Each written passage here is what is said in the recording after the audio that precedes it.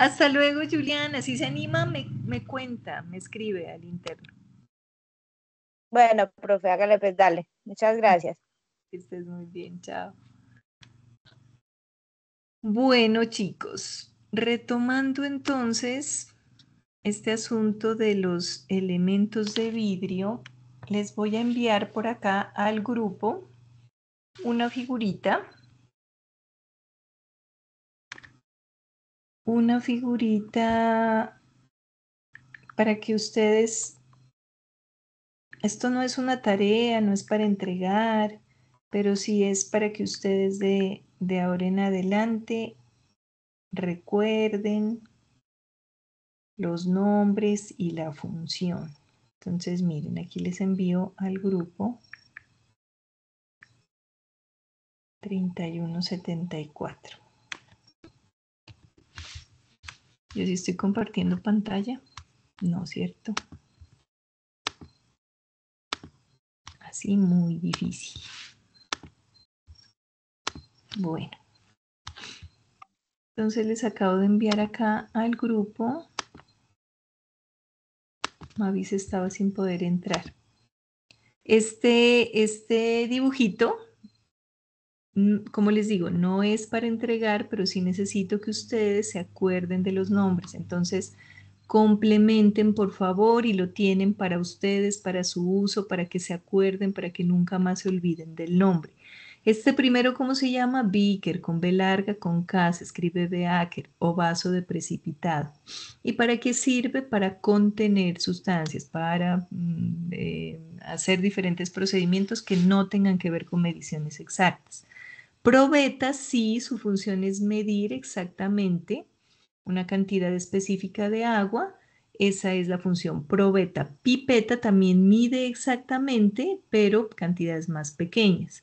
Y el Erlenmeyer, primero con R, Erlenmeyer y con Y, al igual que el beaker, no sirve para medir, pero sí sirve para contener y por su forma para mezclar. Y este último, pues es el frasco taparrosca azul, que es el frasco de vidrio por excelencia para hacer muestreos. Entonces les envié ese dibujito al grupo para que lo tengan en cuenta, sobre todo las personas que no han tenido un contacto directo con laboratorio y que no recuerdan los nombres, que al menos estas 4 cosas se las aprendan. O sea, de ahora en adelante ya no pueden andar por el mundo sin saber cómo se llama un beaker o cómo se escribe la palabra Erlenmeyer. ¿Vale? Eso en cuanto a elementos de vidrio que se utilizan para muestreo. Bueno, ahora vamos a ver cómo es que se hace para esterilizar los frascos de vidrio que necesitamos para los muestreos microbiológicos. Les traje un video, pero me toca compartirlo desde otro equipo. Permítanme aquí, dejo de compartir, me comparto acá. Vamos a ver que para esterilizar necesitamos, en primer lugar, saber qué es la esterilización, ¿cierto? En qué se diferencia de la simple desinfección o de la simple limpieza, qué es lo que tiene la esterilización que lo hace, que hace este asunto diferente. Entonces, vamos a ver primero qué es la esterilización de materiales. Permítanme, les comparto por acá. Aquí están los documentos que me pediste. Muchas gracias, Chacón. ¿Te acabas de hacer un nuevo tatuaje? Ah, sí, mira, quedó muy chido. Sí, se ve muy bien. ¿En dónde te lo hiciste? En el tianguis. ¿En el tianguis? Sí. ¿Cómo en el tianguis? ¿Qué tiene? ¿No sabes que ahí no tienen ni el equipo necesario ni los utensilios esterilizados? ¿El para qué cosa de quién? ¿Cómo que utensilios esterilizados? ¿Qué te refieres con eso? ¿No los conoces? No. Ahora mismo te lo explico. Y si ustedes también quieren saber sobre el tema, acompáñenos.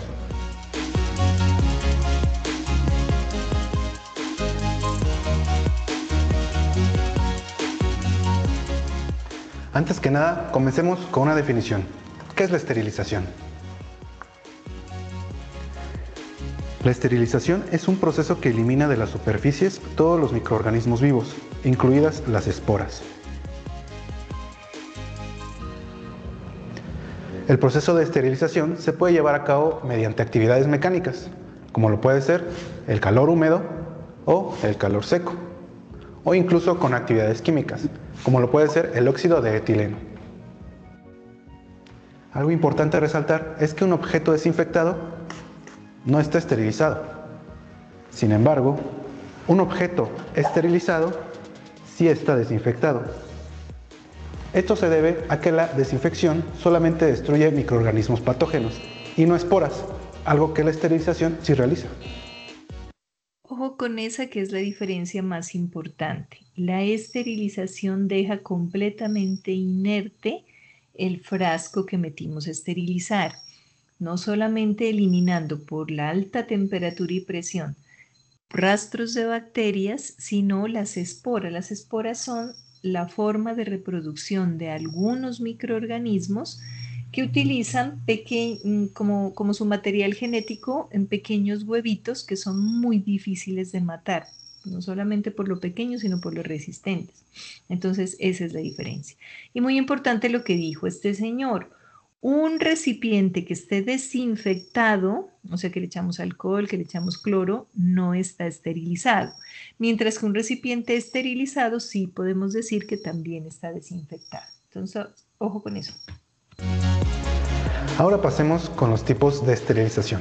Comenzaremos con la esterilización por calor húmedo. La esterilización por calor húmedo genera la desnaturalización y coagulación de proteínas, así como la fluidización de lípidos. El calor húmedo o vapor tiene mayor poder de penetración, así como tener la habilidad de terminar con las formas vegetales de procariotas, hongos y virus. Algunos ejemplos de este tipo de esterilización pueden ser autoclaves, ebullición y pasteurización. La autoclave es de las más utilizadas dentro del sector de salud por su accesibilidad, su facilidad al usarse y la amplia gama de accesorios que pueden esterilizarse por este método. Sin embargo, debemos poner especial atención en el tipo de materiales que vamos a introducir, ya que algunos pueden ser termosensibles o pueden oxidarse con el agua. Incluso algunos requieren tratamientos especiales, como es el caso de esta pipeta. Incluso dentro de este rubro cabrían los instrumentos que utiliza un estudio de tatuajes, un consultorio dental o cualquier centro de salud en general. Continuamos con la esterilización por calor seco. El calor seco genera una oxidación en los componentes orgánicos de las células, por lo que se requieren de tiempos más prolongados y temperaturas más altas, dado que la penetración es más lenta. Así que este método solo se utiliza cuando es inadecuado el uso de vapor. De igual forma, hay que tener mucho cuidado, ya que las temperaturas altas pueden generar inestabilidad en los materiales. Tal es el caso del acero. Si este es sometido a altas temperaturas, puede perder su temple, así como el caucho o las telas, que pueden ser destruidas por el calor. Este tampoco tiene tanta penetración. Algunos materiales que se pueden esterilizar mediante este método son instrumentos de punta o corte, materiales que se pueden oxidar con vapor e incluso vidriería, esta preparada de forma especial.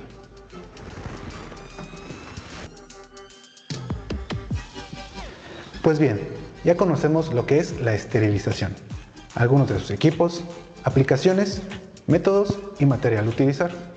Suficiente para que sepamos escoger el equipo adecuado para nuestras necesidades y suficiente para no arriesgar nuestra integridad física en un tianguis.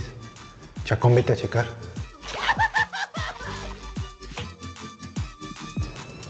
Si tienen alguna duda acerca del tema.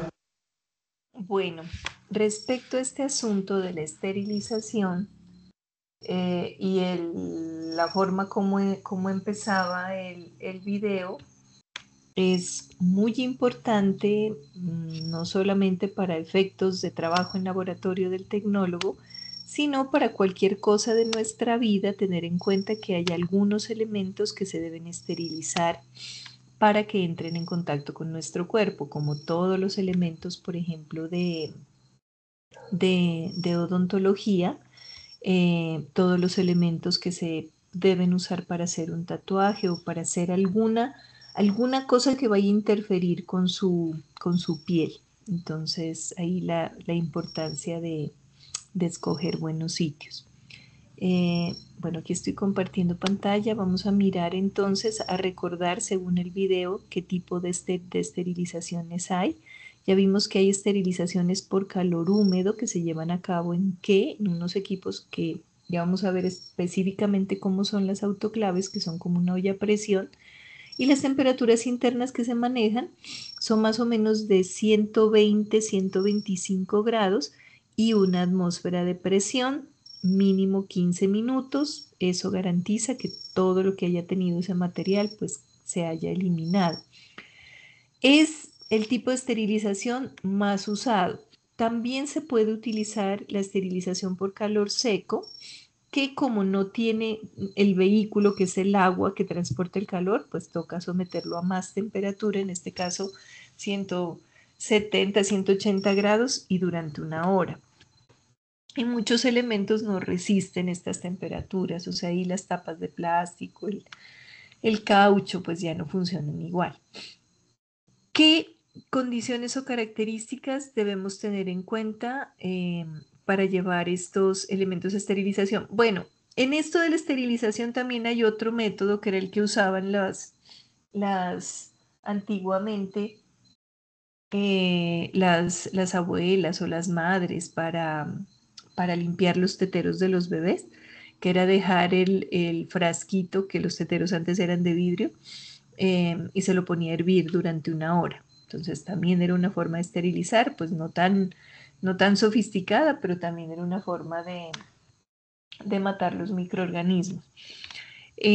Antes de ver estas indicaciones a tener en cuenta con el autoclave, vamos a ver el video del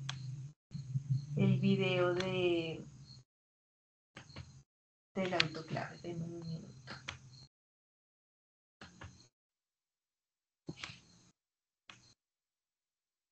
Es un autoclave. Bienvenidos a Comitec Ciencia Tecnología en tu vida. Hoy vamos a hablar de autoclaves. En otros videos hablamos mucho de esterilización. Hoy nos toca hablar de autoclaves. Ven, acompáñanos, platiquemos un rato.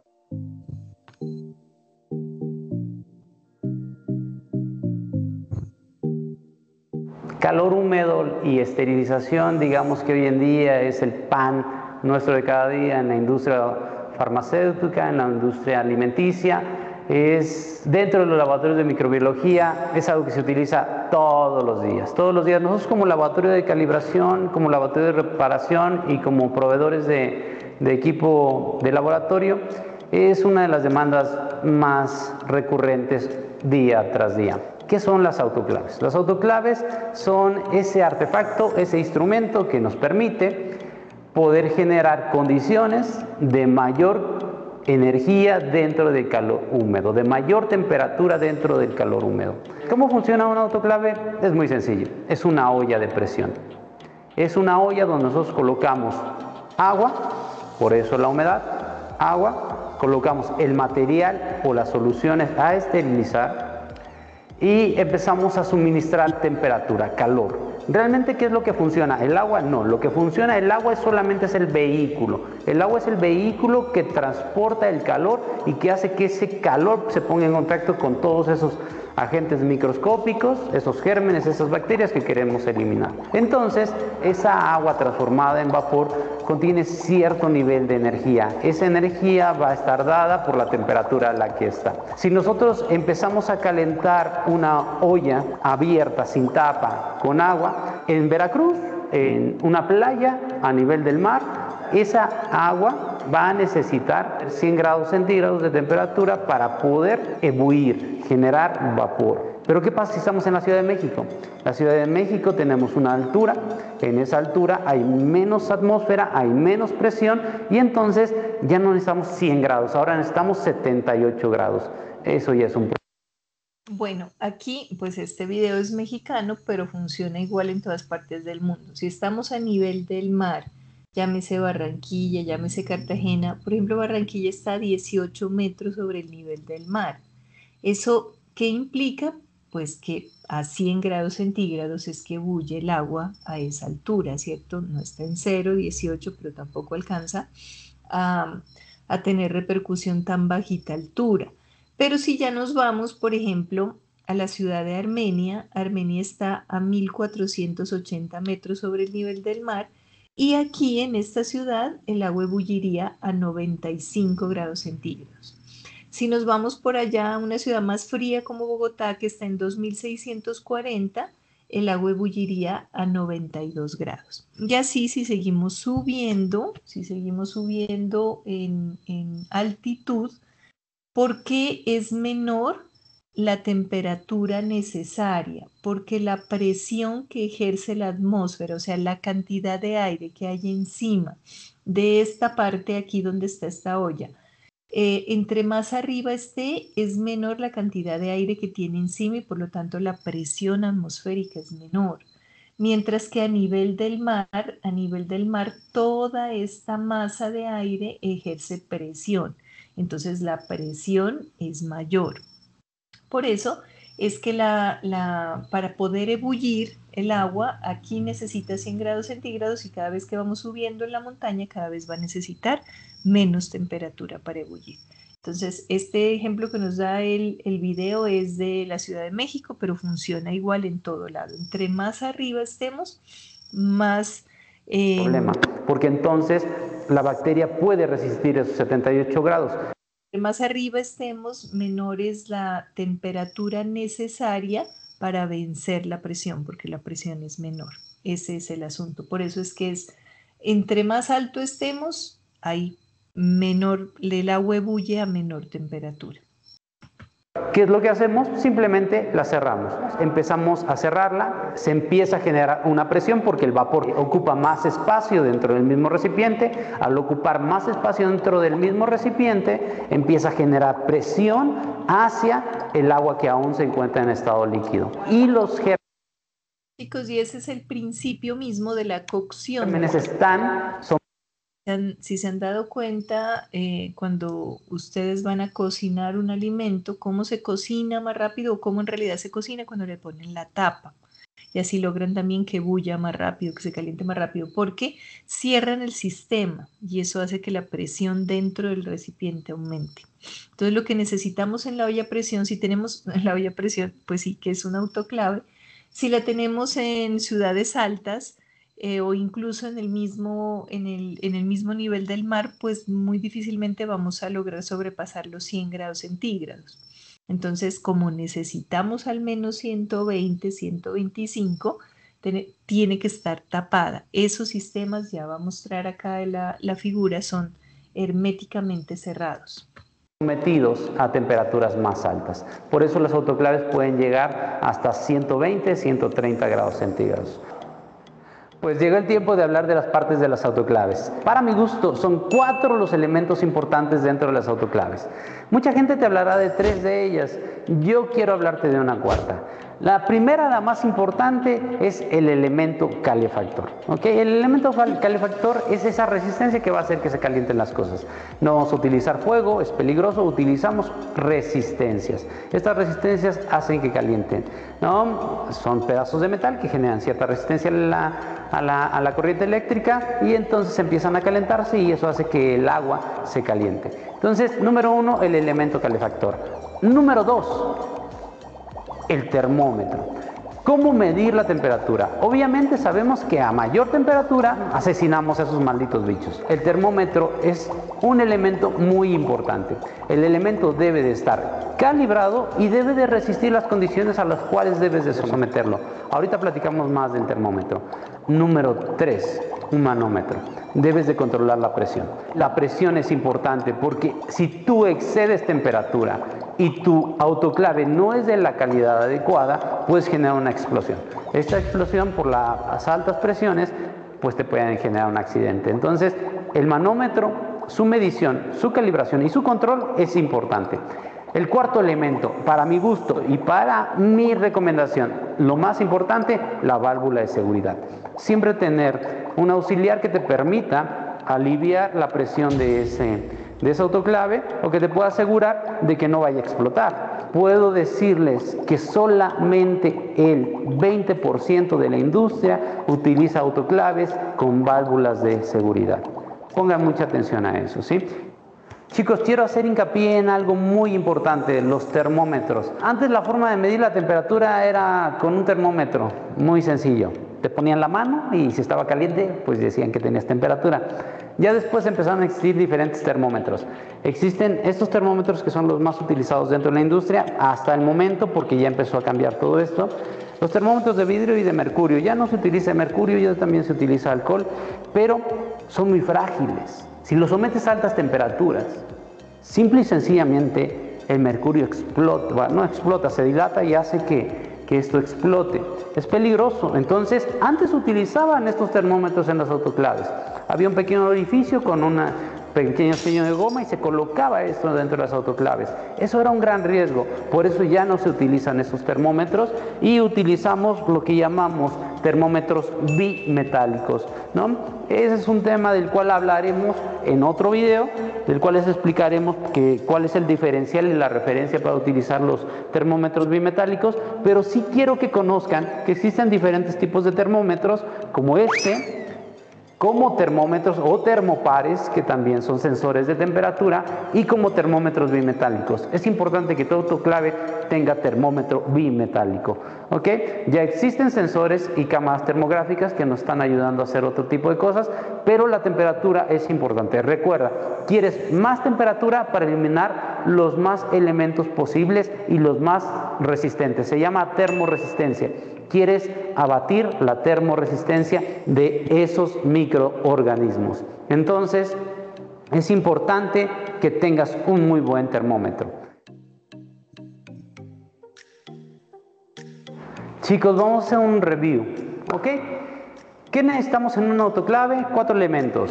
Elemento calefactor, termómetro, manómetro y válvula de seguridad. Esos 4 elementos te darán la certeza de lo que estás haciendo y la mayor seguridad para hacerlo. Hoy en día, grandes empresas le están invirtiendo mucho en tener grandes cuidados en sus métodos de esterilización. Eso garantiza lo limpio que llegan los alimentos a tu casa. Esperemos haya sido de tu agrado, esperemos te sirva, esperemos. Bueno.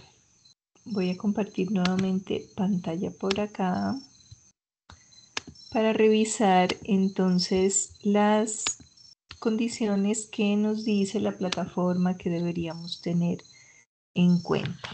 Antes de llevar los recipientes al proceso de esterilización, estos se deben tapar sin cerrar. Miren qué importante esto. Tapar sin cerrar totalmente. Entonces esos frascos taparrosca azul, que es lo que de momento nos interesa esterilizar, no se pueden tapar por completo, o sea, sellar por completo, sino que se los deja, se les pone la tapa, pero no se los cierra totalmente, se los deja flojos. La tapa y el cuello del recipiente se debe cubrir con papel craft. En ocasiones se los envuelve por completo con papel craft. Papel mantequilla también o papel aluminio para proteger la boca y la tapa del recipiente en el momento del muestreo. Acuérdense que ese recipiente que viene todo envuelto en papel craft, ese es el de microbiología. ¿Para qué lo envolvieron? Pues para que la esterilización de pronto no se pierda en la pared externa del recipiente cuando usted va a introducir el frasco en el agua, por ejemplo, ¿no? Entonces va todo estéril por todos lados. Cuando el punto de muestreo sea mediante inmersión en agua limpia, el exterior del frasco deberá cubrirse. Bueno, el exterior, acá decía que solo la tapa, si no se lo va a sumergir o por completo, si es un frasco que se va a sumergir en el agua limpia, entonces cubrir por completo con papel craft, papel aluminio o una bolsa esterilizable, esto con el fin de mantener la esterilidad en el exterior hasta el momento del muestreo. Cuando la esterilización no sea posible por ningún medio, Icontec recomienda o dice que puede existir la posibilidad de la desinfección mediante ebullición durante 30 minutos. Entonces este es el famoso, ¿cómo se llama esto? Método de la abuela, donde se esteriliza en una olla a ebullición durante 30 minutos y que los recipientes y sus tapas queden completamente sumergidos, y terminado este proceso, pues se elimina el agua del recipiente, se tapa y se coloca una envoltura limpia. Antes después del lavado, el secado de los recipientes se puede hacer al aire libre o se pueden meter en un horno, simplemente a que se seque. Hay aquí otro asunto muy interesante y es la prueba de esterilidad de los recipientes. No siempre, bueno, ya les he contado que todos los elementos de laboratorio necesitan estar calibrados con una empresa certificada en metrología, que son las que hacen la calibración certificada de los equipos. Por alguna razón, esta se hace cada año. Si por alguna razón un autoclave no llegara a tener alguna falla, algún problema, no sé, en el elemento calefactor, en el sellado hermético, que hiciera que no se alcance la temperatura y la presión adecuada, que recuerden que son 121 grados centígrados durante 15 minutos, una atmósfera de presión, es probable que los elementos no queden esterilizados. ¿Y uno cómo sabe? Si igual uno no puede, pues como, si está dañado el termómetro, pues muy difícilmente uno va a saber qué temperatura interna alcanzó, ¿cierto? Entonces hay unas cintas que se llaman cintas de prueba de esterilidad. Y lo que se hace es colocar esa cinta internamente en uno de los recipientes o en el interior de la olla esterilizadora, y cuando se alcanza la temperatura y la presión adecuada, cambia de color. Entonces usted abre la olla del autoclave, y si esa cinta que usted puso está del color que indica que todo el proceso está bien, pues ok. Eso es una cinta que se coloca prácticamente todas las veces que uno va a esterilizar. Bueno, hasta allí preguntas, inquietudes. Hemos hablado solamente de algunos elementos de vidrio que necesitamos para el muestreo, sobre todo vidrios taparrosca, y que ya dijimos que tiene que ser borosilicato, de la marca, de una de las marcas de esos vidrios es Pyrex, y que si es plástico pues tendría que ser de polietileno, polipropileno. Ya les pasé un dibujito al chat para que coloquen el nombre de estos elementos y nunca más se vuelvan a olvidar. Ya no pueden, como les digo, andar por la vida siendo estudiantes de un tecnólogo sin saber y saber escribir bien los nombres de esos elementos. Entonces, por favor, que ya nunca más se olviden de eso. Eso en cuanto a vidriería de laboratorio y equipos de laboratorio, especialmente esterilización. Estas pruebas de esterilización, cuando ustedes vengan acá a hacer las prácticas, una de las prácticas que hacen es la esterilización de medios de cultivo y aprenden a manejar la autoclave.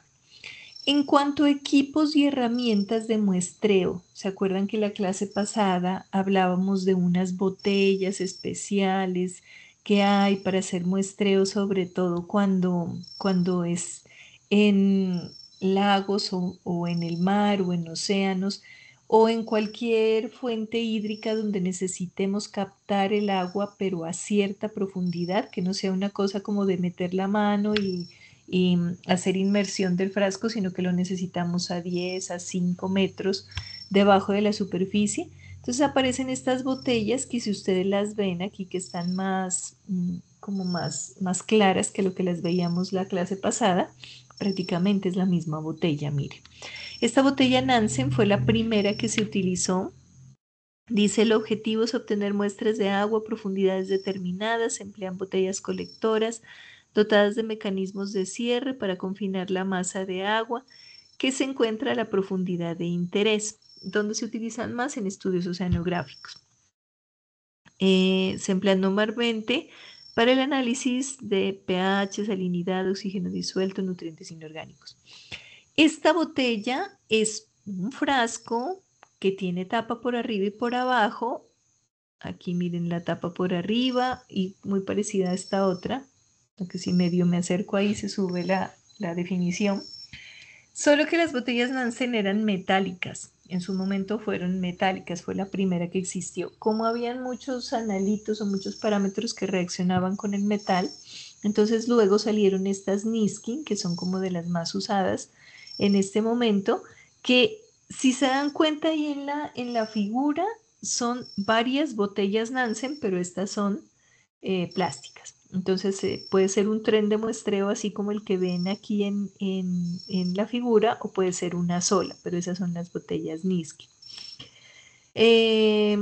Mayor capacidad, mayor volumen, ideales para la obtención de muestras en análisis de pigmentos fotosintéticos.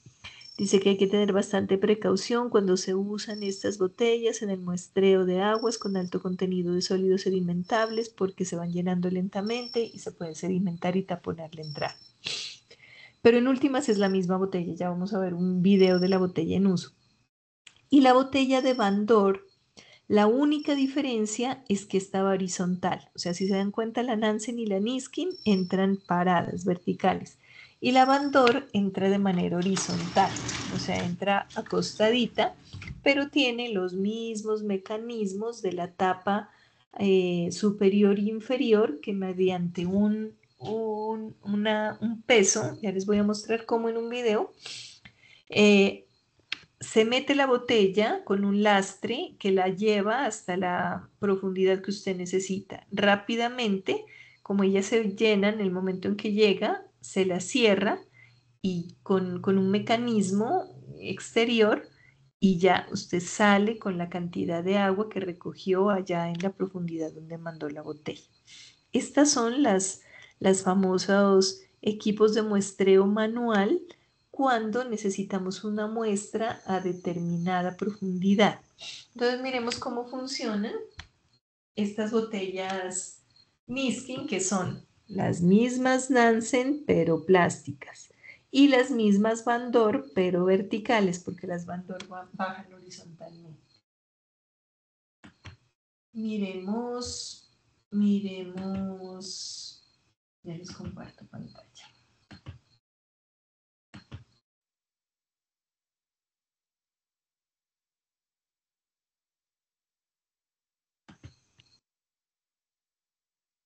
Miremos este. Bueno, en este tutorial les vamos a enseñar a realizar un muestreo de fitoplancton cuantitativo. Para esto vamos a utilizar una botella Niskin, como esta,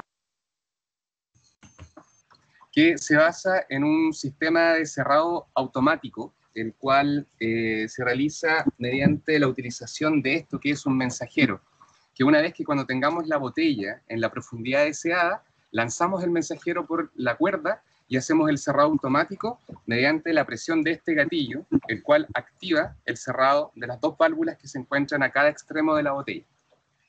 La botella además cuenta con esto, que es un peso que puede utilizarse diferentes alternativas, puede ser un pedazo de metal o algo que tenga el peso suficiente para mantener la botella de forma vertical y evitar que la corriente la desplace hacia otra zona. Para realizar el armado de la botella Niskin, para hacer el muestreo bajo el agua, lo primero que tenemos que hacer es tomar un extremo de la botella, el que tiene solamente la zona plástica, que es la opuesta a la que tiene la zona metálica, y abrimos la botella de este lado, generamos presión sobre el sensor del gatillo y abrimos el sistema y enganchamos esta cuerda. ¿Ya? Nos aseguramos que la tapa no se encuentre cercana a la cuerda para evitar molestias cuando enviamos el mensajero. Entonces la dejamos de este lado. Y posteriormente abrimos la otra tapa y aseguramos que la parte metálica, el gatillo metálico de aquí, se enganche en esta zona de aquí, por fuera de la argolla de plástico. Y así está armada la botella Niskin. Bueno, para tomar la muestra utilizando la botella Niskin, lo que vamos a hacer es tomar la botella y el peso y ponerlas al costado de la embarcación o en el muelle en que te encuentres. Posteriormente la lanzamos a la profundidad que deseamos. Yo aquí la tengo marcada por metros, entonces ya sabemos la profundidad deseada para nuestra Si se dan cuenta, él tiene marcada la soga con el metraje, entonces allí se da cuenta a qué profundidad debe tomar la muestra con los metros marcados en la cuerda. En otro caso son 5 metros, que va a ser en la próxima línea roja que va a aparecer, que es esta de aquí. Y esta la posicionamos en la superficie del agua para asegurarnos de tener los 5 metros de profundidad que deseamos. Posteriormente vamos a lanzar el mensajero, que es este artículo con peso, y vamos a cerrar la botella en profundidad.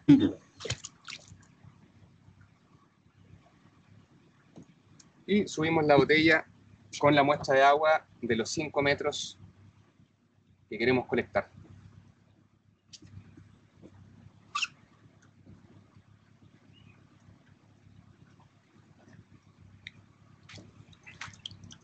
Bueno, Lo que él llama el mensajero es el detonador del sistema para que las tapas se cierren en la profundidad.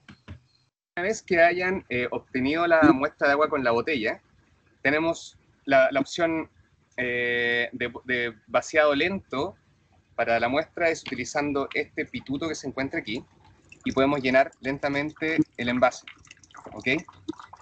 Por otra parte, si las condiciones climáticas no son buenas y no pueden esperar, se puede utilizar una siguiente opción, que es abriendo la parte basal de la botella y precaviendo de que pueda botar todo el contenido de la muestra dentro del envase.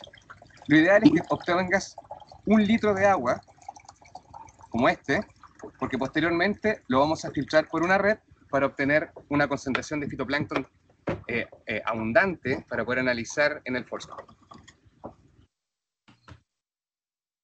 Y permítanme, les tengo Bueno, otro en video este tutorial les vamos a enseñar que muestra exactamente cómo funciona ese mensajero y cierra el sistema. El video está en inglés, pero como ustedes ya están viendo inglés, entonces no mentiras, pongámosle subtítulos.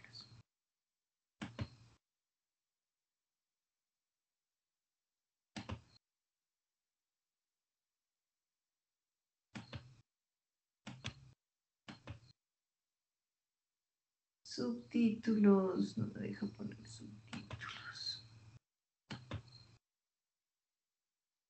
Bueno, igual lo que necesitamos es...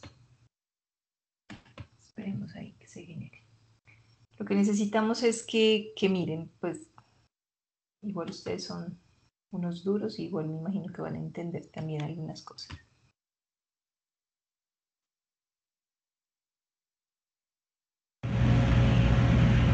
The Niskin bottle can be clamped to a wire rope or mounted to a Model 1015 or 1018 Rosette multi-bottle sampling system. This video will focus on line mounting. Please keep in mind this video is for demonstration only. We don't recommend firing the bottle in air. First, mount the bottle to the wire. The wire fits into slots cut into the mounting blocks. Miren lo importante de asegurar esa cuerda para que luego no interfiera en la apertura de las tapas. Once the wire is laid into the blocks, tighten the wing nuts until the wire is secure.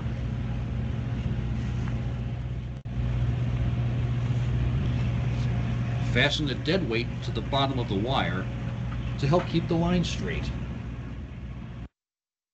El lastre o el metal o la piedra que muestran, pues pueden colocarla de diferentes tamaños de acuerdo a la profundidad que quieren alcanzar, pero siempre la medición exacta de la profundidad va a estar marcada en la cuerda. To prepare the bottle for sampling, open the upper end stopper and run the lanyard under the handle. Bottles less than 5 liters have no handles, so for these bottles simply run the lanyard to the middle of the bottle. Press down on the push rod cap until the top of the L-shaped pin is exposed. Place the lanyard. Si se fijan, sacar la tapa de la... O sea, el señor tiene que hacer presión para sacar la tapa. O sea, esas tapas, la tendencia de ellas es a estar cerradas. El mecanismo las mantiene cerradas. Entonces, en el momento en que las abren a la fuerza, las ubican en el sistema para que el mensajero pueda, con un movimiento muy suave, activar o más bien desactivar este enganche plástico y hacer que ellas se cierren dentro del agua. Loop on the exposed pin and release the push rod to capture the lanyard. Open the lower end stopper and attach the brass hook directly over, but not into, the upper lanyard loop, which is already attached to the L-shaped pin in front of the white plastic ball. Before deploying the bottle, close the air vent screw near the top of the bottle. To close off the petcock, pull the petcock all the way out, then rotate it so that the round disc clears the locating pin. Estas son como las válvulas de escape, pues que sirven luego para sacar la muestra del recipiente Niskin, pero que también debe cuidarse que estén cerradas en el momento de la toma, porque si no se va a perder muestra a la hora de sacarla. Locks the valve in the closed position. Bottle reaches the desired depth. The Go Devil messenger gets sent down the line. The messenger snaps onto the wire above the bottle. The messenger should be sent down with moderate hand motion. Water is captured inside the bottle. Once the bottle is recovered, loosen the wing nuts and stand the bottle upright on the lab bench. Si vieron, esto es simplemente lo que pasa. El mensajero topa este accionador, este botón que ven aquí blanco, y es muy sensible, entonces apenas el mensajero que tiene su peso lo toca, él abre el sistema, suelta los nylon y la tapa se cierra. Eso es lo que pasa, eso es como funciona una botella Niskin. Set a drain pan in front of the petcock to catch the water. If desired, you can install a 3/8 ID flex tube on the petcock. Open the air vent screw for one turn, and then rotate the petcock until it lines up with the locating pin. Eso que acaba de hacer este señor lo veremos más a fondo el próximo trimestre, que vemos hidráulica de las propiedades como de hidráulica hidrostática que tiene el agua, pero si se dieron cuenta se tiene que abrir el botón de arriba para que entre el aire y así permita que por abajo pueda salir la muestra.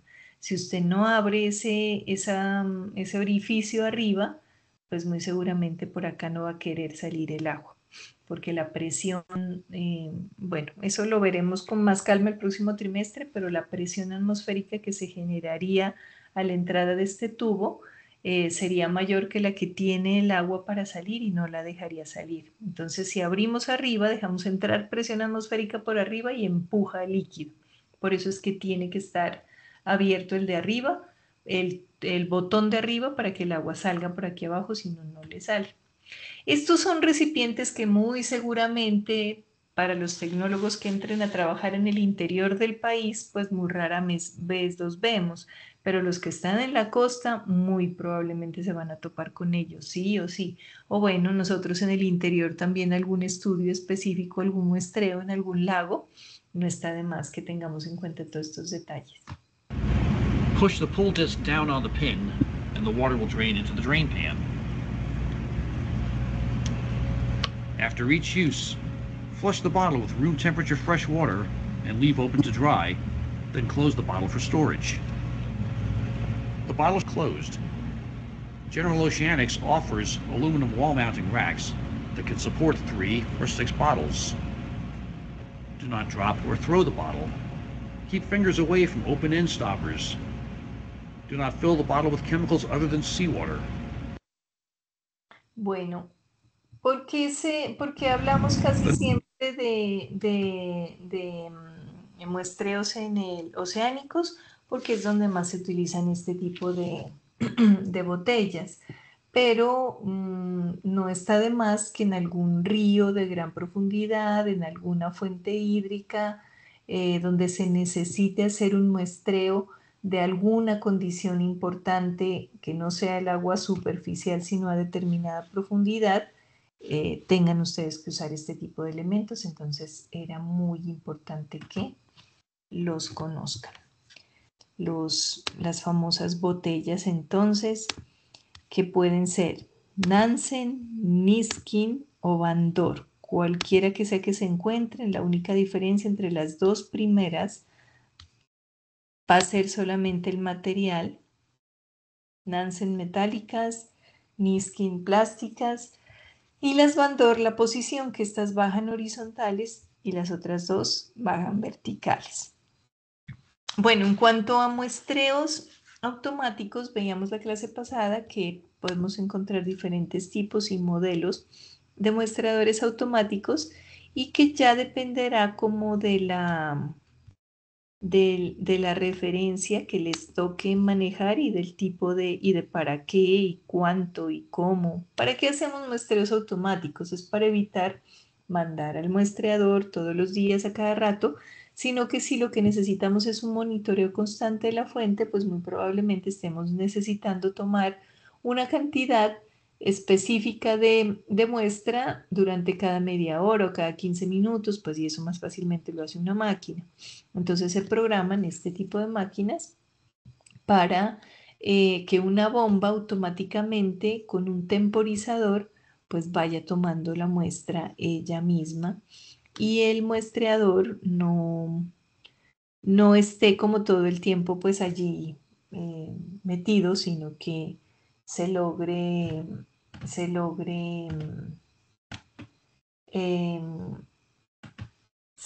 de alguna manera garantizar que el agua tomada se tome en las mejores condiciones y a la hora y en la cantidad exacta. O sea, para eliminar fallas humanas es prácticamente que se utilizan estos muestreos automáticos. Bueno, algunos dependen específicamente del tiempo, pueden recoger muestras discretas, compuestas o continuas, dependiendo del tipo de muestreo, ¿se acuerdan? Que si es simple, si es compuesto o si es integrado. El volumen recogido también se lo puede automatizar, entonces para eso son tan importantes. Miren aquí en este link que les da la plataforma, este que dice enlace, me pareció interesante porque les da información de una cantidad de documentos que pueden ser importantes dentro del tecnólogo. ¿Se acuerdan del manual de toma de muestras de agua que analizábamos la clase pasada? Aquí está el link. Manual de análisis físico-químico de aguas que muy seguramente utilizaremos, también está interesante, están las resoluciones, están resoluciones específicas de buenas prácticas sanitarias para alimentos, específicamente para calidad del agua. Bueno, aquí hay información casi que de todo el tecnólogo, los links directamente a los archivos que me pareció sumamente interesante para que le peguen una miradita. Bueno, en cuanto a equipos de análisis de laboratorio, dijimos también que vamos a analizar solamente los que necesitamos para los muestreos in situ.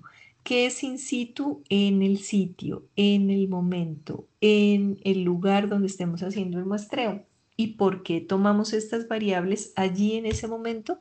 Porque son variables que pueden cambiar cuando refrigeramos la muestra y luego la transportamos al laboratorio. Entonces, lo ideal es tomarlas en el momento, en la fuente. Básicamente, ¿qué es lo que medimos en análisis in situ? Temperatura, pH, turbidez, de pronto un oxígeno disuelto, cloro residual. Pero básicamente estos tres son los parámetros más importantes. El termómetro en nuestro país, por lo general los termómetros están en grados Celsius, aunque sí llegar a la empresa a comprar termómetros norteamericanos, no sería raro que le llegue la graduación en grados Fahrenheit, entonces habría que hacer la conversión. Como decía el señor del video de la esterilización, pues ya casi no se usan los termómetros de vidrio por el peligro no solamente de las cortaduras por el vidrio, sino porque el mercurio, que es el metal que se utiliza dentro de los termómetros, es el, como ustedes saben, el único metal líquido, pero que además se absorbe por la piel y además de eso es bioacumulable. Entonces, no sé cuántos de ustedes todavía les dejaron, porque en los colegios era típico que se quebraba un mercurio y los niños corrían a jugar con el mercurio, ¿no? Como se hacían bolitas, entonces bolita de mercurio pasaba de manita en manita de todos los niños que estaban haciendo laboratorio, incluso no tan niños, los de bachillerato y hasta los de la universidad, además de uno hizo jugar con el mercurio. Entonces el mercurio no, chicos. El mercurio de hecho es un residuo peligroso que se debe tener las precauciones adecuadas hasta para recogerlo, pero nunca tomarlo con las manos porque se le mete por la piel y es un metal que no sale de su cuerpo, usted no lo puede sudar ni lo puede, no puede sacarlo, es bioacumulable y pues no es lo mejor tener metales dentro del cuerpo porque pueden producir enfermedades complejas. En la actualidad, los medidores que más se usan son medidores electrónicos como termómetros electrónicos. Creo que este de aquí que está en la fotografía parece más bien un pachímetro, pero los termómetros generalmente son de este estilo, una varilla metálica que nos permite identificar pues la temperatura con mayor seguridad, sobre todo con mayor seguridad. Y miren que se los ponen hasta los asadores de carne, o sea, esto está más que diversificado su uso, pero básicamente ya todos son así, una varillita metálica y aquí electrónicamente la temperatura. Así es como encontramos los termómetros. También tenemos pHímetros. Este es una figura típica de un pHímetro portátil. Ahora los venden hasta en Temu, este tipo de pHímetros. Les contaba la clase pasada que es importante de un pHímetro que internamente tenga compensación de temperatura. Venden todavía muchos pHímetros donde la sonda de pH va por un lado y la termocupla de temperatura por otra, y no es lo ideal porque el pH tiende a cambiar con la temperatura.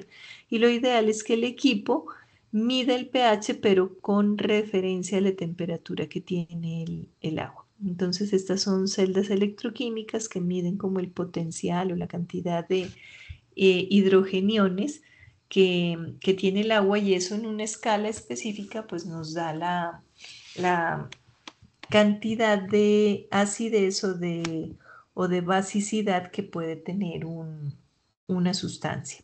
Los pHímetros portátiles son así, o los van a tener por lo general en una maletica plástica que dentro va a tener el equipo electrónico, la sonda, que ojo, la sonda es más cara que el equipo y que todo lo demás que trae, la sonda es lo cara del pHímetro. Y pues los elementos para calibrar, que ya vamos a ver cómo se calibran, pero básicamente esto es un equipo portátil de pHímetro. Son robustos, son equipos que vienen con forro, miren con un forrito plástico importante, miren acá otro que los protege de golpes, los protege de todo lo que puede pasar en campo. Entonces, ojo, este primero, este segundo es portátil, este es de mesa, este no es portátil, esto no nos lo llevamos nunca al laboratorio, además porque este tiene cable para conectarse. Este también es de mesa, este no nos interesa de momento. Puede ser un pHímetro así o puede ser un pHímetro así, lo que le toque llevarse a usted a campo. Vamos a ver de una vez cómo podemos calibrar, porque es que resulta que, vengan de una vez, miremos aquí la información del turbidímetro y vemos los dos videos. Resulta que estos equipos, nuevamente les cuento, se calibran cada año con una empresa certificada en metrología, que es la que certifica que el equipo está diciendo lo que es y no está diciendo unas mentiras. Pero durante ese año, porque se calibran cada año, estos equipos necesitan calibrarse al menos en el día donde va a salir usted a hacer el muestreo. O sea, cuando usted prepara equipos, lo ideal es que calibre el equipo antes de salir o que lleve los elementos y calibre en campo. Ya les voy a mostrar un video de cómo. Tanto pHímetro, que por lo general viene sonda de pH con temperatura e incluso conductividad, como el turbidímetro. ¿Cuáles son los turbidímetros portátiles? Bueno, este es el frasco taparrosca azul.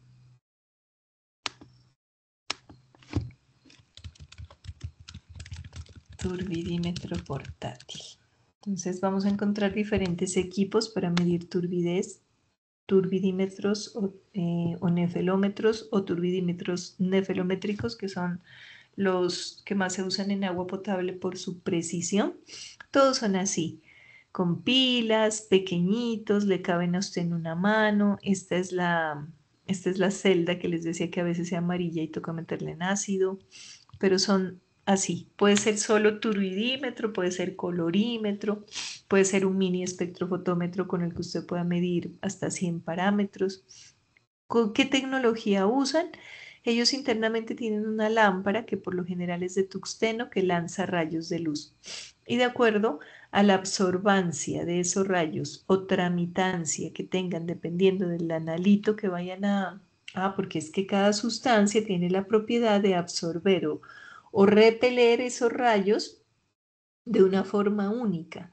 Entonces no es lo mismo como absorbe esos rayos de luz de la lámpara a determinada longitud de onda el plomo, a como lo absorben los sulfatos, a como lo absorben los cloruros. Entonces, dependiendo de esa absorbancia de esos rayos o tramitancia, por lo general es absorbancia, se determina la concentración de diferentes sustancias en estos equipos. El turbidímetro, pues en el caso del turbidímetro solo mide la turbidez, que es la cantidad de sólidos disueltos y suspendidos que pudieran estar en el agua y que la norma para agua potable nos dice que no puede ser mayor de 2. Así es como los encontramos en el comercio estos aparaticos. ¿Qué es muy importante también medir? La conductividad, porque la conductividad en sí, pues, ¿qué es la conductividad? Es esa capacidad de transportar corriente eléctrica, ¿cierto? De conducir electricidad. Entonces uno diría, no, pues, no creería que como que no me sirve mucho para analizar agua potable, por ejemplo, pero es que sí importa mucho porque las sustancias que generan una carga eléctrica dentro del agua que pueda permitir transmitirla pueden ser sólidos. Y la presencia de sólidos en el agua también nos da a entender que pudieran tener microorganismos. Entonces, se utiliza mucho el conductivímetro o medir conductividad en sitio como para prever algún tipo de contaminación que pudiera tener el agua, es una conductividad alta. Un agua con una conductividad alta, pues es un agua que se analiza con precaución o se le hacen otros tipos de análisis porque muy seguramente va a estar contaminada. Ese es el asunto con la conductividad. Y también sirve la conductividad para hacer otro tipo de pruebas como las mediciones incluso de caudal. También se puede hacer por allá en primer trimestre. El trimestre pasado, pues ustedes que están en segundo,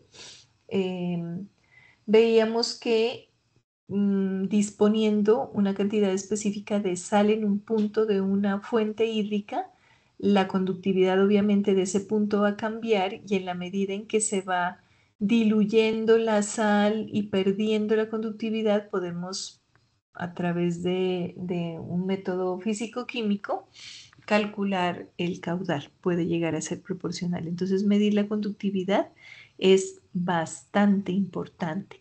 Todos estos equipos, como les digo, hay que calibrarlos preferiblemente antes del muestreo. Entonces, el día que están preparando equipos, de una vez calibran, pues si es la noche anterior, si es en el mismo día, mejor, si es en sitio, todavía mejor. Entonces, vamos a ver cómo es que se calibran estos equipos en campo.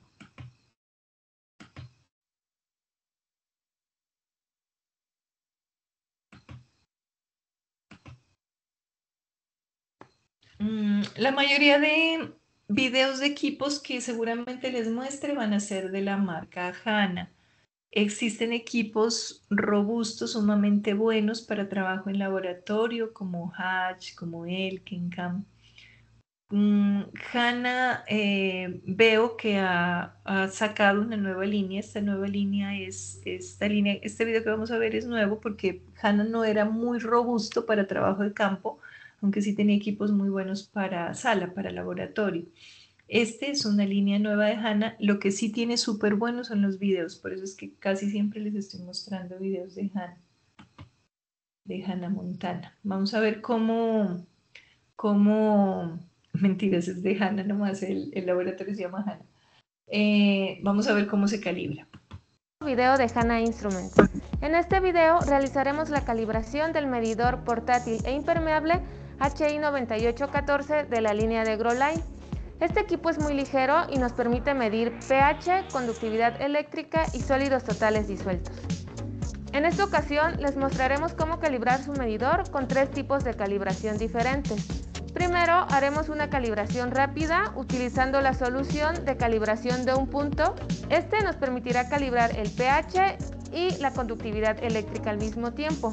Posteriormente realizaremos la calibración estándar de pH con las soluciones de calibración de pH de 7.01 y pH 4.01.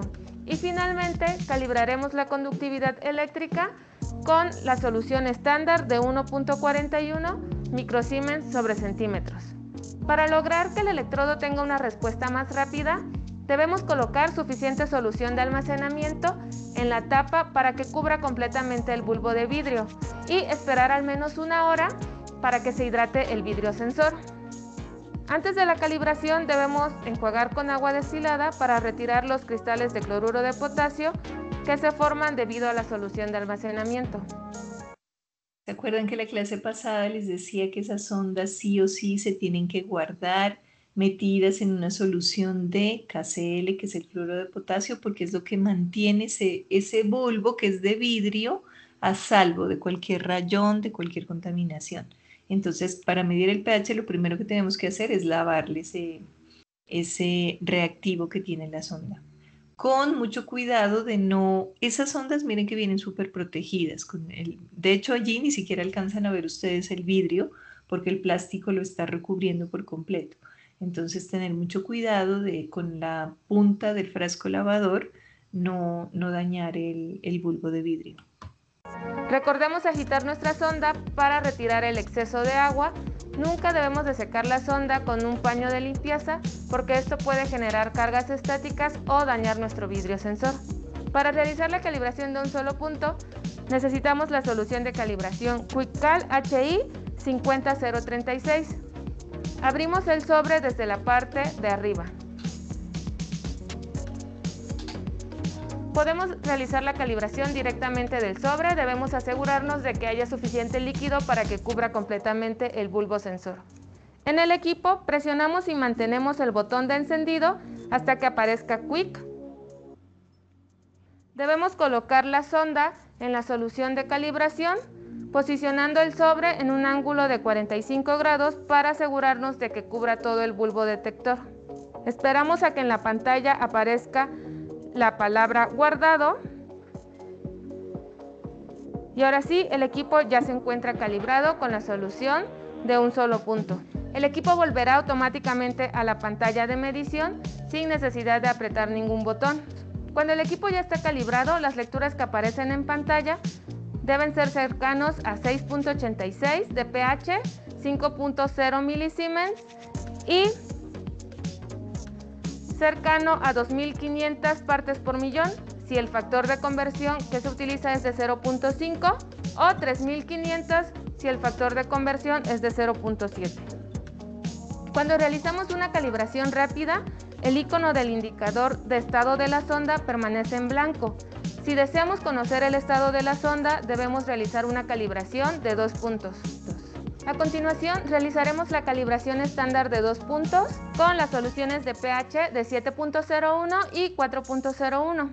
Debemos asegurarnos de que nuestras soluciones son frescas. Cuando abrimos una solución, debemos marcar la fecha en la que se abrió para así garantizar que no usaremos esta solución por más de 6 meses una vez que se ha abierto. Si se dieron cuenta allí, este equipo trae la opción de sobres de calibración, excelentes para campo, porque a veces estos frascos, que son los que traen de estándares, entonces si se dan cuenta, el primero dice 701, el segundo dice 401, quiere decir que el pHímetro, cuando lo coloquemos en ese estándar, tiene que decir 701, así sabemos que lo estamos calibrando. Puede responderle por acá Paola, que no tiene audio, dice: este método se podría aplicar para la toma de muestras de agua residual. La conductividad se toma en agua, tanto en agua potable como en agua residual. En agua potable, digamos que es más útil porque nos prevé algún tipo de contaminación, como les decía, ¿no? Sólidos disueltos, sólidos suspendidos que pudieran indicar contaminación microbiológica, entonces es bastante útil. En agua residual partimos del hecho que vamos a encontrar muchísimos sólidos, entonces a veces en agua residual se nos pasa del rango, Paola. Entonces, no, mejor dicho, no sirve en todas las aguas residuales. Sí se puede hacer, sí se puede, la conductividad sí se puede medir en aguas residuales, pero no en todas es muy útil, porque si es un agua doméstica con altas cantidades de sólidos, pues seguramente va a sobrepasar como el rango de medición del conductímetro. O sea, ya sabemos que eso está lleno de sólidos porque pues son aguas contaminadas. De pronto en un agua industrial donde queramos identificar la presencia de algún químico específico que le confiera mayores propiedades de conductividad al agua, sirve muchísimo. Y en cuanto a la calibración, es anual para todos los equipos. O sea, un laboratorio certificado tiene que contratar su laboratorio de metrología para que vaya y le calibre todo. Pero eso es una vez al año. Pero cada vez que se usan, o al menos pues cuando vamos a sacar los equipos cuando los vamos a sacar a campo, porque los equipos de mesa de laboratorio suelen estar calibrados según metodología de laboratorio, pues cada día o cada 2 días. Pero los de campo a veces se quedan varios días por allá guardados porque no se sale a campo todo el tiempo, pues en algunas ocasiones, ¿no? Entonces siempre que los vamos a sacar es conveniente calibrarlos así como está mostrando esta chica. Y sí, a mayor conductividad, mayor cantidad de sólidos suspendidos totales. Miremos entonces esa opción, si no es la opción de la bolsita, muy creativa, aunque pues también se desperdicia mucho. Están estos frascos que la intención es meter la sonda muy limpia para no contaminarlos y no usarlos por más de 6 meses. Miremos entonces cómo se calibra 2 puntos. Para calibrar el medidor, primero debemos ingresar al modo de calibración estándar. Presionamos y mantenemos el botón de encendido hasta que aparezca configuración en la pantalla. Presionamos modo hasta que se muestre la calibración rápida. Y ahora presionamos set para cambiarla a la calibración estándar. Vamos a presionar modo 4 veces para volver a la pantalla de medición. Presionamos nuevamente el botón de encendido hasta que aparezca pH y STD en la pantalla. Voy a calibrar primero con la solución de pH 7.01. Realizo un enjuague con una solución cercana a pH 7.01 y posteriormente coloco mi sensor en el estándar que voy a calibrar. Espero a que el equipo reconozca este estándar y me pida el siguiente punto a calibrar. Ahora el equipo me pide colocar mi electrodo en una solución de 4.01. Realizo mi enjuague y coloco mi sensor en una solución de 4.01.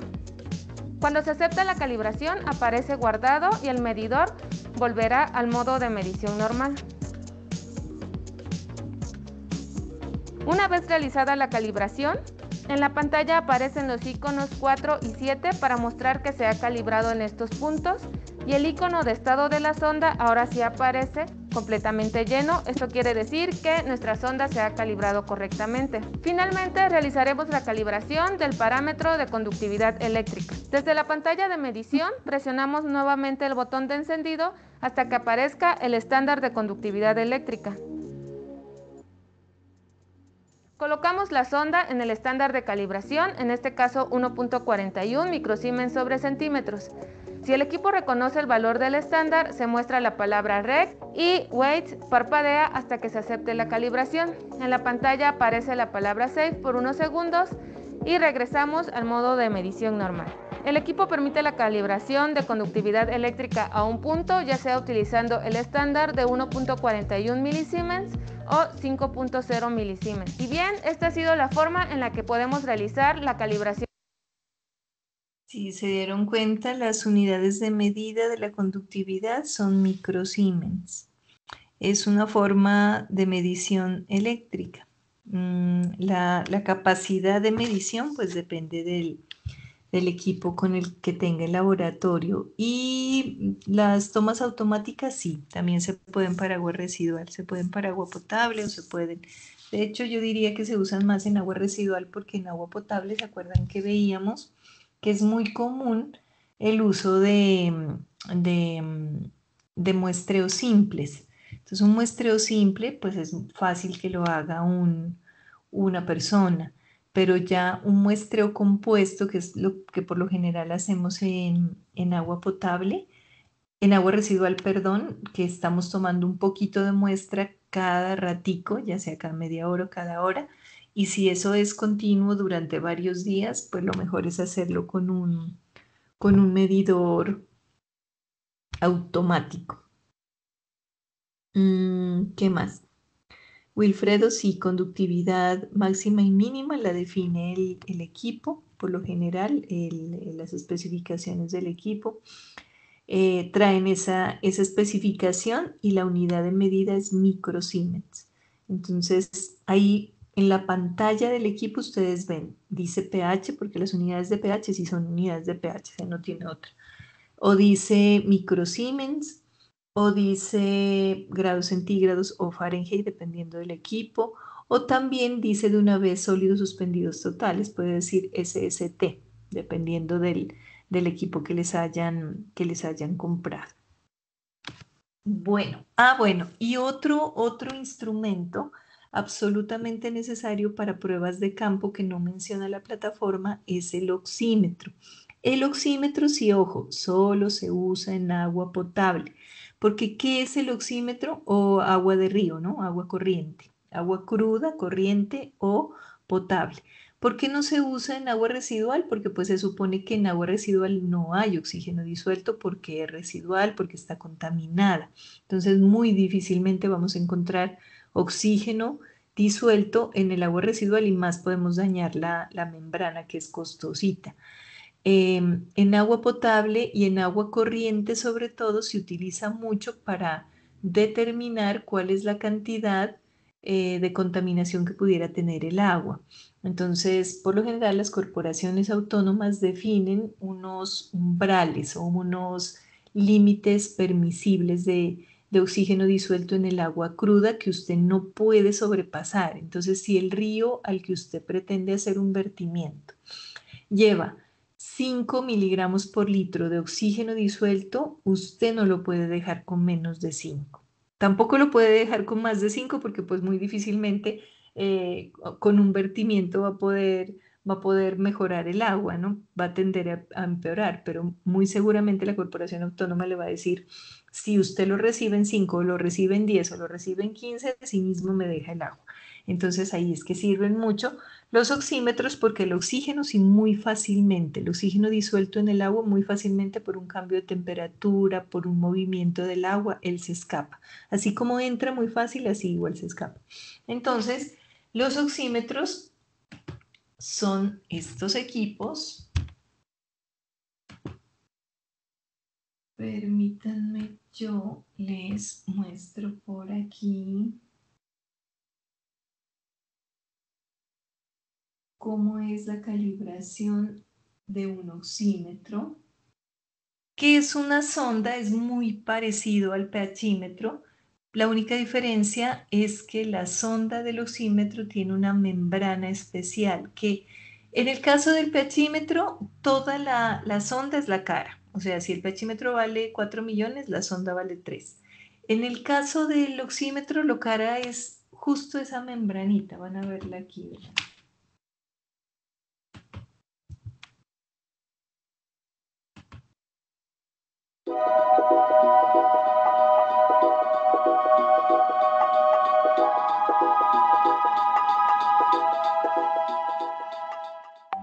Hola, mi nombre es Matt Denicourt y soy ingeniero de aplicaciones aquí en HANA Instrument.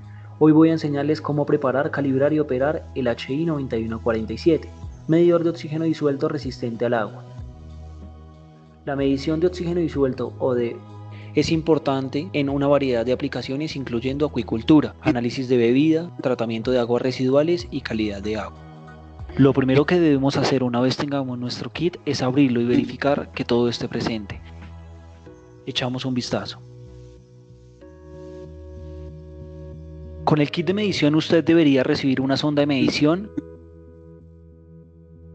solución electrolítica galvánica, 2 membranas con Orion, tapa protectora, un perillero, 3 baterías para el medidor, un certificado de calibración, un manual de instrucciones y por supuesto un maletín de transporte. Si no encuentras algo en el kit o necesita algo más, por favor contacte nuestro departamento de servicio al cliente. Preparar el medidor es rápido y sencillo. En solo unos simples pasos estará listo para realizar su primera medición. Paso 1. Conecte la sonda al medidor bien ajustada, así que solo verifique para estar seguro. Paso 2. Remueva la tapa plástica roja o negra de la sonda, es solo para el transporte. Paso 3. Prepare el sensor enjuagando en borde inferior de la sonda en solución electrolítica por algunos minutos. Paso 4. Inspeccione la tapa de la membrana, asegúrese que no esté dañada y que el Orion de caucho esté puesto apropiadamente adentro. Paso 5. Se dieron cuenta de la diferencia con la sonda de pH, ¿no? La sonda de pH se guarda en una solución química de cloruro de potasio y para cuando usted vaya a usar la sonda le quita la tapa y le enjuaga ese reactivo. Acá es al revés, usted le tiene que poner reactivo para meter la sonda, para meter no la sonda sino la membrana. La membrana es esa cosita que están viendo allí en pantalla. Y el arito de plástico, que es el que menciona ahí, es muy importante para que quede completamente sellado. O sea, dentro de esa membranita no puede quedar una burbuja. Usted tiene que mirar su sonda, darle vuelticas y que no vaya, si quedó una burbuja, tiene que destapar, volver a poner reactivo y volver a poner el arito ese de caucho y meter con toda la precaución la sonda para que no queden burbujas. Ese es el éxito del oxímetro. Donde esa membrana esté dañada, donde esa membrana esté seca y más encima con burbujas, olvídese que ese oxígeno disuelto sea el que necesitamos. Purgue la tapa con solución electrolítica, agite gentilmente, descarte y recargue una solución nueva. Paso 6.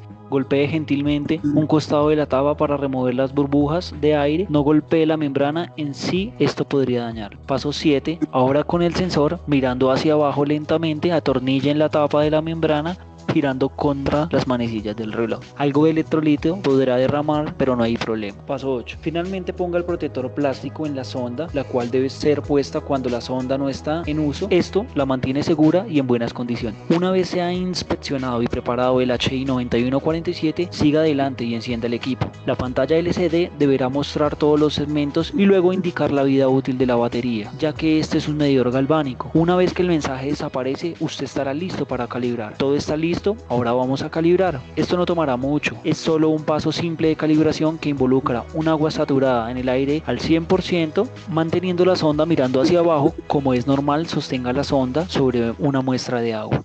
pero no la sumerja. Alternativamente puede llenar la tapa de protección con unos cuantos mililitros de agua y poner la sonda sobre el agua, no la sumerja en ella. Además, no olvide vaciar el agua cuando termine. Presione el botón de cal y ajuste la pendiente con el timer que se encuentra en la parte inferior del medidor hasta el 100. Presione cal y confirme la calibración en 100%. Y ahora usted ha terminado. Asegúrese de poner la tapa de protección en caso de que el equipo no va a ser utilizado por un tiempo antes de su próxima medición. Antes de que continuemos, les mostraré qué tan fácil es tomar su primera medición. Primero asegúrese que su medidor esté calibrado y luego establezca sus unidades de medida. La lectura puede ser reportada en porcentaje de saturación o miligramos por litro. Presione el botón apropiado aquí. Y aquí usted puede establecer que la temperatura sea mostrada en Celsius o Fahrenheit. Aquí, en áreas con sombras u oscuras, puede encender la luz de fondo usando el botón BL ubicado aquí. Si está midiendo agua salada, deberá presionar sal. Para establecer el valor de salinidad, use las teclas selección arriba, abajo para modificar el coeficiente, luego presione sal para registrar el valor. Si se encuentra en una altura superior al nivel del mar, debe considerar la tabla en el manual para el factor de corrección por altitud. Busque su altitud y establezca el valor correspondiente al factor de la salinidad usando el botón sal nuevamente. Ya que esta medición típicamente se realiza en campo y nosotros no estamos en campo, usaremos un agitador magnético para agitar la muestra. Ahora remueve la tapa protectora y sumerja la sonda en la muestra. Recuerde sumergir también el sensor de temperatura. Nuevamente, usted necesita que la muestra esté en movimiento, así que use una plancha de agitación. El DO y la temperatura son mostradas en el LCD y así es como se mide oxígeno disuelto usando el HI 9147 medidor portátil para oxígeno disuelto resistente al agua. Espero que este video... Bueno, ya vimos entonces cómo es un oxímetro, cómo se arma la sonda, cómo se calibra y cómo se mide el oxígeno. Todas estas ondas son por inmersión. O sea, usted coloca la sonda en el agua y simplemente lee en la pantalla LCD lo que determine. Por eso es que como ese pedacito es tan sencillo, por eso es que tenemos que tener mucho cuidado con cómo manejamos y los cuidados que le damos a esa sonda. Ahora, ¿cómo hacemos para calibrar un turbidímetro? Veamos un turbidímetro portátil de Canon también.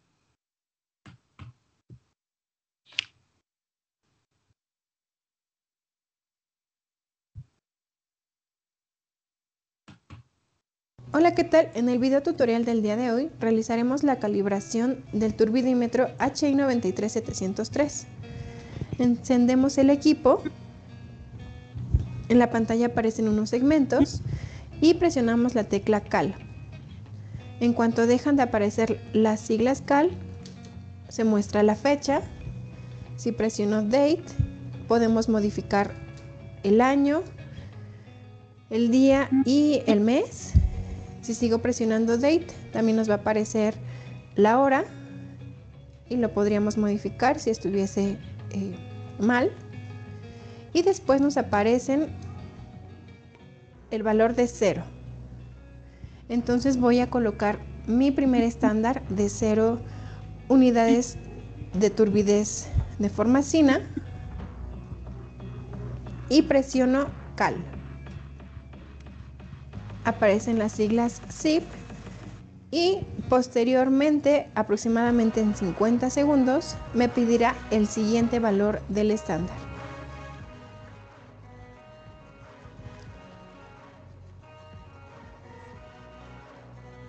Nada más esperamos a que nos dé la lectura y que nos pida el siguiente valor. Retiro mi celda de 0 unidades de turbidez de formacina, limpio el siguiente estándar, vuelvo a presionar CAL, aparecen las siglas ZIP y recordemos que este turbidímetro tiene un intervalo de 0 a 1000 FTU. Vuelvo a limpiar ahora la celda de 500 FTU, que es el siguiente valor que me pedirá. Retiro la celda de 10, coloco la de 500 y vuelvo a presionar Cal. Esperamos aproximadamente 50 segundos y la calibración estaría hecha. Aparecen los segmentos en la pantalla y ahora podríamos realizar cualquier medición de las muestras que se necesiten analizar. Esto ha sido todo por el día de hoy. Les agradecemos que nos estén acompañando en este video. No olviden visitar nuestra... Bueno, el turbidímetro, ¿qué es importante de la calibración o del manejo del turbidímetro?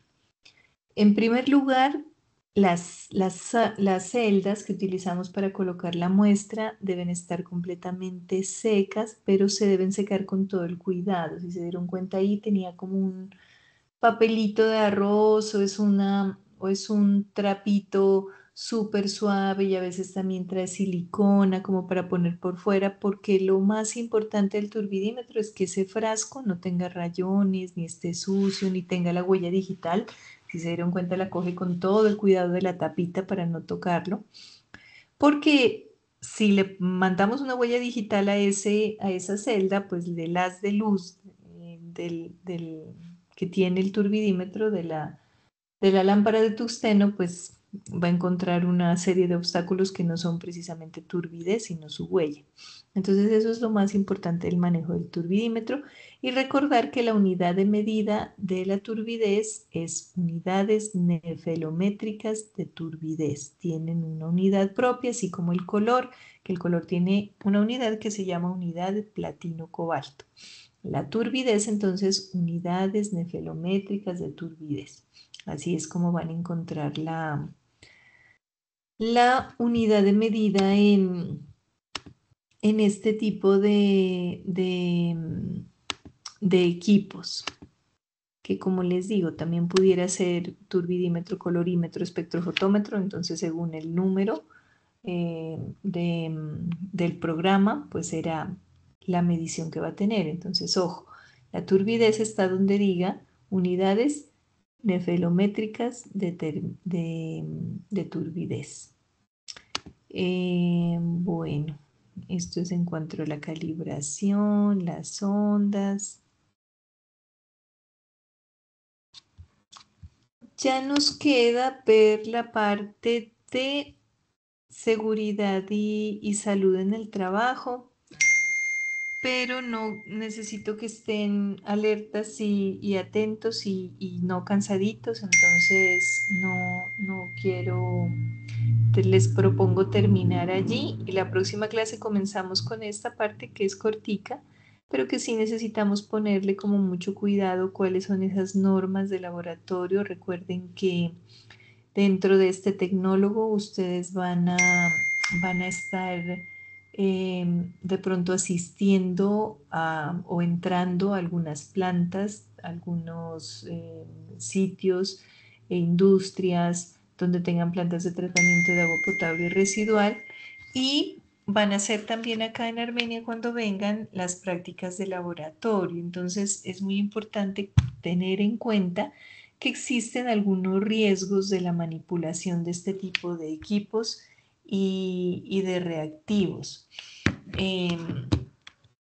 Es fundamental tener mucha precaución y mucho cuidado con el trabajo en laboratorio. Es un trabajo de demasiada responsabilidad que se debe hacer con toda la calma, porque hay sustancias que de verdad pueden ser demasiado peligrosas para la integridad de las personas, sobre todo los ojos, la piel, bueno, en fin, las fosas nasales. Entonces, sí son cosas que quiero contarles como con toda la calma y cuando estén así muy despiertos recién llegados. En cuanto a la información que vimos hoy de materiales, de vidrio, de plástico, que si hay frascos taparrosca azul plástico, sí, también los he visto, pero como que no es la taparrosca azul, sino que es la taparrosca blanca o incluso roja, porque el frasco taparrosca azul, así con ese nombre, por lo general es vidrio, y lo que es vidrio transparente o vidrio ámbar, de ese que es oscurito, pero suelen ser de vidrio generalmente, aunque que si encontramos de plástico, sí, también los hay, también los he visto. Y también los he visto resistentes a la esterilización incluso. Entonces, pero lo normal es usarlos de vidrio porque el vidrio sí garantiza que no haya como ninguna interacción del material de la botella con el analito, con la sustancia que queremos analizar.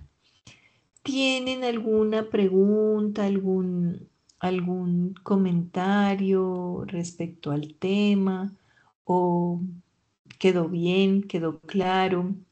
¿Qué aprendimos hoy de cositas nuevas? Miren que los nombres de unos elementos poquitos, pero que ya nunca más se van a olvidar de cómo se escribe el beaker, el Erlenmeyer, para qué sirve la probeta y en qué se diferencia de la pipeta. Entonces la pipeta es el pitillo, la probeta es el tubo. Que si la pipeta puede ser graduado, puede ser barrigona, que es la volumétrica. Entonces, esas cositas que vimos hoy no son muchas, no son cosas difíciles de aprender, pero definitivamente pues vamos a tener que aprendernos sí o sí. O sea, al menos Bickel, Erlenmeyer, pipeta y probeta sí o sí van aprendidos de esta clase, identificados y sabiendo muy bien los usos. ¿Qué más vimos hoy de importante? Las botellas de muestreo, que llámense Nausen, Niskin o Bandor. Es un pedazo de plástico, un tubo plástico metálico con tapas a los lados que se acciona desde afuera y se toma una muestra de agua a determinada profundidad. Y vimos equipos y formas de calibración de lo que necesitamos para hacer muestreos in situ. Entonces, miren ya cuántas cositas que sabemos de muestreo. ¿Qué sigue después de seguridad y salud? Vamos a ver estadística, vamos a ver soluciones de tipo físico y ya. Dice, el hacer en la calibración es de manera general como lo vimos hoy o depende de cada tipo de equipo, sí. Paola, depende de cada tipo de equipo, aunque en términos generales siempre van a tener ustedes una solución calibradora, venga en un frasco más grande, más pequeño o en una bolsa. Por ejemplo, para un pHímetro van a tener, por lo general los equipos vienen con 3 bolsitas, una de 7 o 3 frascos, uno que está pH 7, otro estándar de 4 y otro de 10. Y depende del equipo, entonces por ejemplo un Hatch le puede pedir siempre calibración con 3 puntos y usted tiene que tener los 3. Un HANA le puede pedir 2 o darle la posibilidad de hacerlo con uno solo. Pero aunque el procedimiento en términos generales es el mismo, cada equipo tiene su particularidad. Arley, cuénteme. Profe, yo tengo una consultica. En determinado momento vamos a tener otra capacitación sobre la calibración de los equipos, o sea, de pronto una presencial, porque la verdad, o sea, que ya trabaja en el tema, pues de pronto se le puede quedar un poquito más fácil, ¿no? Uno que pues no está familiarizado con los equipos, siempre pues le va a costar un poquito más y pues ya llevarlo a la realidad como tal, al tema de la calibración de los equipos, pues yo creo que de pronto no se quedaría corto en ese tema. Arley, en la práctica que tienen que venir a hacer acá al laboratorio del SENA, de esta clase de hoy está contemplado esterilización, o sea, manejo de autoclave para esterilización de material de microbiología, y está contemplado varios análisis de laboratorio donde necesitamos calibrar equipos. Entonces, la calibración del pHímetro, del turbidímetro, sí o sí lo hacen cuando vengan acá. Cuando ya tengamos un mayor conocimiento, o sea que podamos programar otras prácticas para hacer más completa la jornada, ya empezamos a mirar en qué momento. De esta ficha, afortunadamente, la mayoría están muy cerca si no es Quindío, es Valle, estamos muy cerca, entonces si logramos, si nos ponemos de acuerdo y logramos hacer más de una avenida, pues perfecto, sería fabuloso. Si no, lo hacemos como lo estamos haciendo con todas las fichas, que es un fin de semana con puente, donde hacemos todos los análisis. Se valoran todos los análisis en agua potable, en agua residual, básicamente, y microbiología. Es lo que hacemos acá en Laboratorio Arley. Yo me imagino que con Diana Carolina también volverán a mirar esto. Pónganle cuidado, porque ella también les va a enseñar o les estará enseñando ya seguramente algunos elementos de laboratorio. Pero sí, Arley, vamos a hacerlo en laboratorio, porque sí tiene que quedar claro, y es chévere ver estos videos, pero pues ya en campo tener el equipo en las manos es otra cosa. Pero sí, muy importante que vayan teniendo claridad con el protocolo, ¿no? El lavado de la sonda, siempre con agua destilada, la precaución con las sondas, que es lo más costoso de los equipos. Eso. Y ya cada equipo tiene su manual. Cada equipo ahora, pues no solo manual, sino que cada equipo trae su video, su código QR con toda la información. Y por lo general ahí vienen videos y manuales que tiene alguna diferencia como en los botones. O sea, primero presione esto, después presione este otro. Pero en términos generales se calibran igual con unos estándares que uno los compra en laboratorio aparte. El estándar que viene certificado, por ejemplo, en los estándares del turbidímetro, son unas celdas que vienen selladas y vienen unas súper claritas, otras como más turbias. Y cada una viene a determinadas NTU. Y ya, esos son los estándares, son como los elementos sobre los cuales uno hace la comparación. Y le dice al equipo, mire, esto es 0, esto es 10, esto es 20, esto es 30, esto es 100, esto es 1000 en el caso de la turbidez. En el caso del pH le dice, mire, acuérdese que esto es 7, esto es 4 y esto es 10.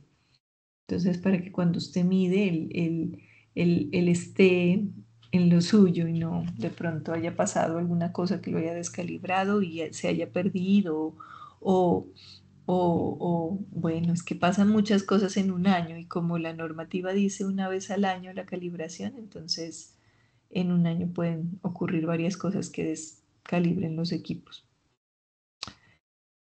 Eso es, chicos. ¿Alguna otra pregunta? A ver, nos dice por acá. Dice Instro, aprovechemos, deberíamos definir si lo hacemos en 2 prácticas, una de agua potable y otra de agua residual, así es mayor la práctica. Sí, a mí me encantaría. A mí me encantaría, pero entonces, a ver, el próximo trimestre vemos hidráulica y hidrología y al siguiente vemos agua potable. Entonces, esperémonos 6 mesecitos y a ver si terminando agua potable, hacemos la práctica de agua potable. Nos toca tener porque no veo que estén acá los compañeros de la costa, Julio, Blanco, una chica que también había de la costa. No los veo por acá, pues que son como los que... Sí, estoy por aquí, ya entré. Ah, ya la vi, sí, ya la estaba buscando. Exacto, entonces ustedes pues que están más lejos son porque tenemos que hacerlo para todo el grupo. Las prácticas son obligatorias, chicos, entonces tenemos que cuadrar y los compañeritos que están lejos, pues miramos a ver la disponibilidad y cuadramos. No hay ningún problema. Eso lo vamos mirando. Lo vamos mirando y lo vamos mirando en temporada que sea fácil para ustedes y que no sea temporada alta acá en el eje cafetero porque pues se complica el hospedaje y todo y la movilidad. Pero hay épocas acá en el Quindío donde todo es muy asequible. Sí, los costos se suben mucho. Miren que la práctica del otro grupo nos tocó cancelarla al pasarla de agosto a septiembre porque definitivamente no no fue posible el hospedaje. Básicamente el hospedaje no, ni se conseguía, y lo que se conseguía estaba por las nubes, entonces pues no se trata de eso. La vamos a pasar para poder hacerla de una forma más conveniente. No, Paola, desafortunadamente el SENA no ofrece ayuda para transporte o para viáticos. En algún momento quitaron ese asunto porque antes los tecnólogos tenían recursos para una salida pedagógica. Entonces teníamos esa posibilidad de salir con ustedes gastos pagos, porque el SENA cubría viáticos y cubría alojamiento, pero ya no han autorizado eso de dirección general.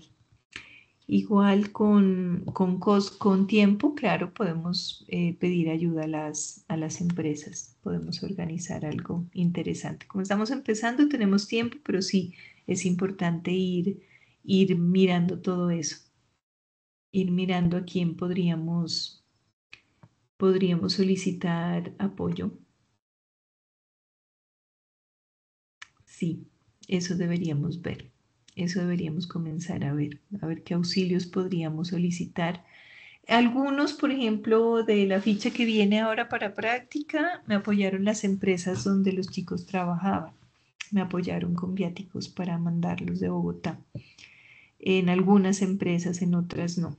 Entonces, sí nos toca ir buscando, o sea, las personas que están más lejos, como ir hablando, ir viendo a ver a dónde podemos, del SENA mandamos cartas, hablamos por teléfono, lo que toque hacer para ayudarles. Y Elizabeth Paola nos ayuda a hospedarlos, miren. Tan bella Paola, gracias. Si ven, tenemos muchas cosas divertidas que hacer en este tecnólogo, chicos.